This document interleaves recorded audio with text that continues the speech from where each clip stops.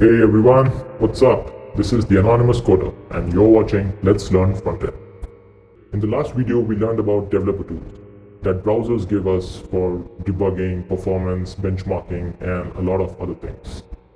We got a quick overview of what all things we can do, but in this video we'll dive into one of them, which is the Elements panel.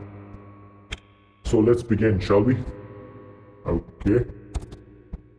So here I have the Chrome browser and github.com open inside it. As we learned last time, I can just right click, select inspect, and that fires up my developer tools. Okay, now remember these tabs, these panels? This is the Elements panel and that is what we'll see today. Now this has multiple options, a lot of things you can do with the Elements panel. So we'll probably divide it into multiple videos and learn about it. Let's start.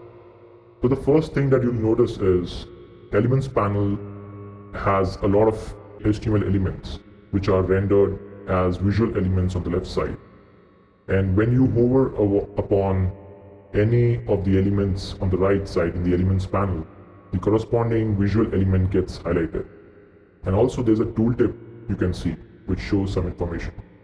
Let's see what exactly that is.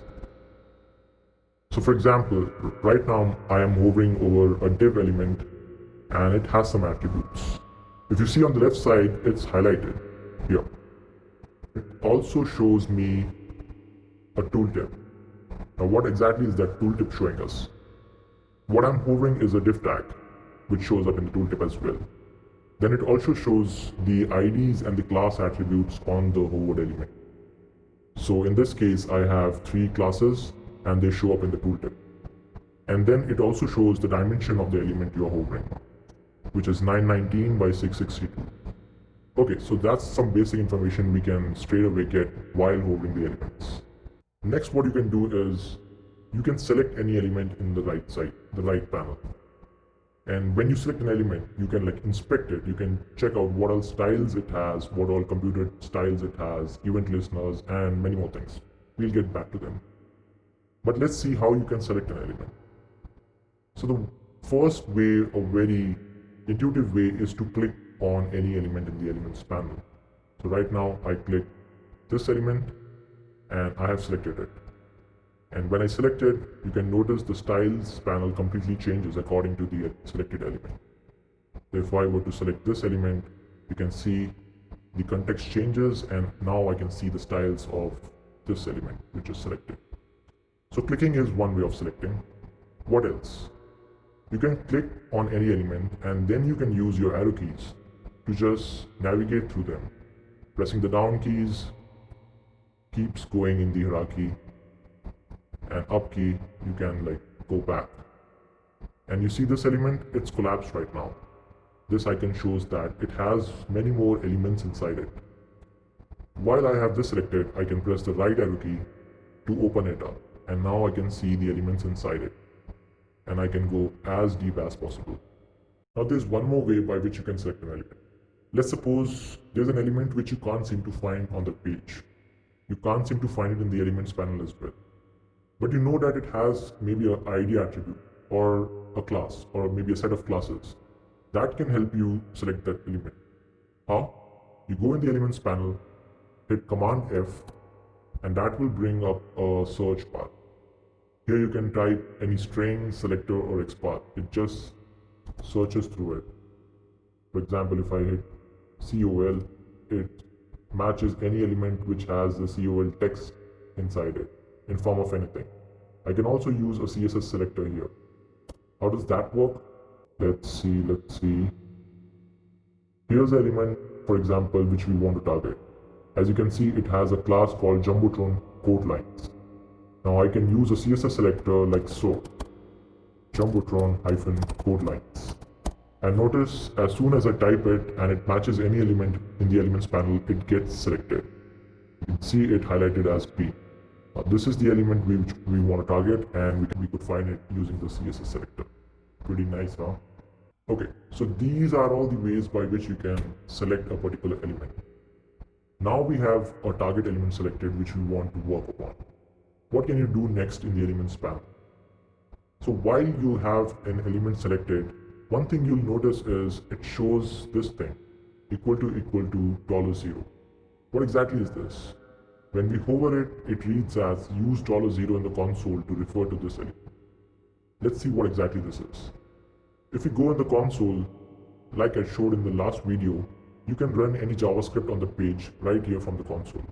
For example, you can maybe check out the location.href value here. Now let's say we wanted to do some JavaScript manipulation on this button. The way you would normally do it is, you would query it first using document.querySelector. Then you will have to put some CSS selector here, which matches this button, exactly this button. And then you get the element and you can process it further using some JavaScript functions. Now this is quite cumbersome. There's a shortcut which developer tools give you. While an element is selected, it is available to you as $0 variable in the console. If I type $0, you can see it shows me the element which I have selected in the elements panel. Now if I want to do any JavaScript manipulation in it, I can simply use $0 and execute whatever function I want to. For example, let's say I want to remove it. I can do that. See? Let's refresh to bring it back. Alright, so that's about $0. When you have an element selected, there are multiple things which are available to you. You can access them using the three dots here, and the same menu is available to you if you right click on the element. Let's see what are these options. The first one is add attribute. It gives you a small inline editor in which you can just type in your attribute value pairs and add them. For example, and you press enter, and there you have the new attribute on the element. Then you have the edit attribute as well. Whatever attribute you right click on, it focuses on that. But you can cycle through all the attributes by hitting tab. It will also cycle through the tag name as well, which you can edit. So for example, if I want to edit this one, I can simply change the value or the attribute name and press enter again. And that's changed. Next up is edit as HTML. Now this just opens the complete HTML of the selected element in an inline editor. And you can change whatever you want here. It's plain HTML for you.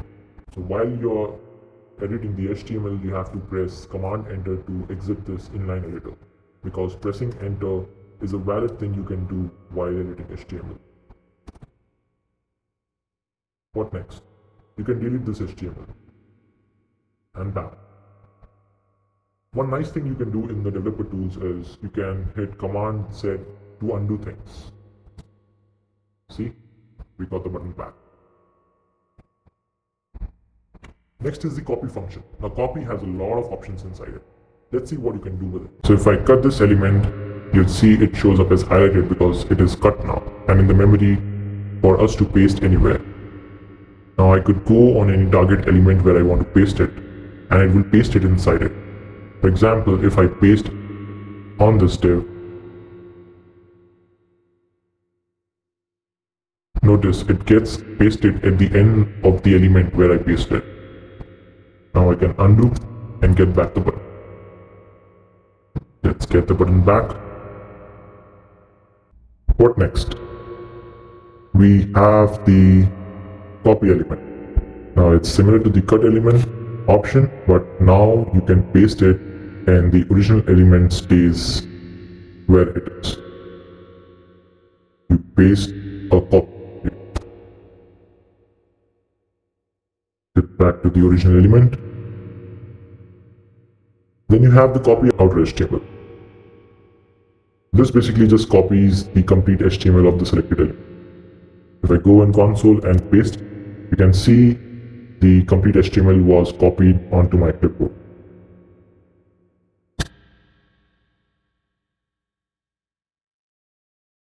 Next, you have the copy selector. The copy selector is the complete CSS selector of this element from body to the target element. Now, if you don't know about CSS selectors, we learned about it, but for now, just understand that this is an identifier, a unique identifier of this element, and every element has a very unique complete CSS selector which you can use to target it, right? Then we have the copy.js path. Now this is kind of similar to copy selector, but copy.js path also wraps it in a JavaScript function so that it's ready for you to execute JavaScript on it. Let's see what copy. So it is the same CSS selector you can see, but it is now wrapped in document.query selector. And it is ready for us to use it anywhere we like it. For example, I can run the same remove command to remove this straight away. Let's see what do we have more here. We have the copy styles option. Now this is a pretty neat option. For example, you want to copy all the styles on this particular selected element. And by styles, I mean the styles which get applied on this element through maybe inline styling or a style sheet or a style tag, whatever the source is, but you can copy all the styles, the aggregated styles in one go. Let's see what happens. And there you have it. Every property value pair that has been applied on this element. Then we have the copy XPath option. Let's see what this exactly is first. So if you notice, it's kind of similar to CSS selector, but it's a different format. So like it depends on what application or software you're using and what kind of format does it require for element identifier. So this is a simple option to get the XPath of a particular element. Now there is a copy full XPath option as well, but frankly I've not used it, and if you see, it's exactly the same thing which XPath gave us. I'm not sure why exactly it exists here. Then there's a quick option to hide the element. Hiding does not remove it, it just puts a Chrome specific class on it which hides it, and you can toggle it again. So this will be it for this video. We'll know about the other options inside the element option menu and the other stuff that you can see here in the next future videos. Till then, don't forget to subscribe to the Anonymous Coder on YouTube. Hit the subscribe button just below this video. I'll see you in the next video. Till then, bye-bye.